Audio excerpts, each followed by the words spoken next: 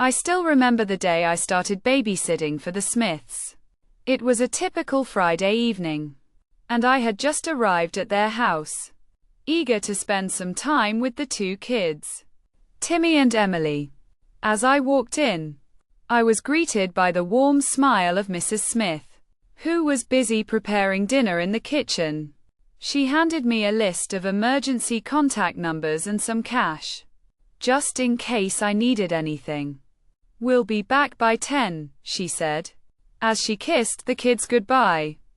I watched as they drove away, feeling a sense of responsibility wash over me.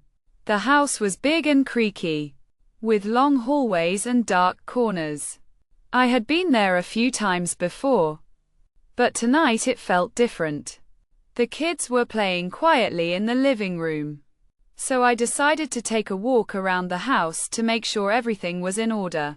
As I walked, the floorboards creaked beneath my feet, making me feel like I was being watched.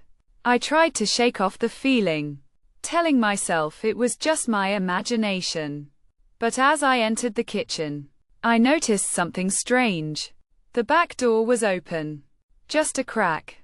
I could have sworn it was closed when I arrived. I felt a shiver run down my spine as I pushed it shut, locking it securely.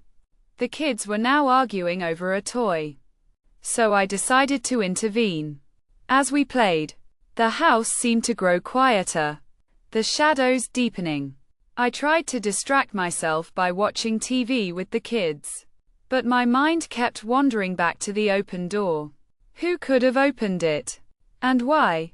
As the night wore on, the house grew darker.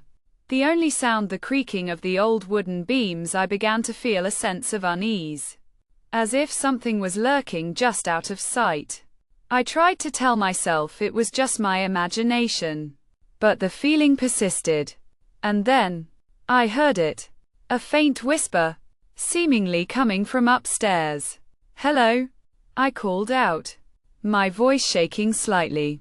There was no response. The kids were now asleep, and I was alone in the house. I decided to investigate, my heart pounding in my chest as I reached the top of the stairs. I saw something that made my blood run cold. A piece of paper, taped to the wall, with a message scrawled in red ink. "I'm still here." Suddenly, the lights flickered and died, plunging the house into darkness. I was alone, and I knew I wasn't alone. I stumbled back down the stairs, desperate to escape. But as I reached the front door, I realized it was locked from the inside. And then, I heard the whisper again, this time louder, more menacing. "You should have left when you had the chance."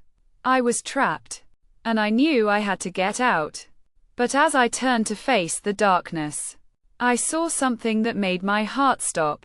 The kids, Timmy and Emily, were standing in front of me, their eyes black as coal, their skin deathly pale.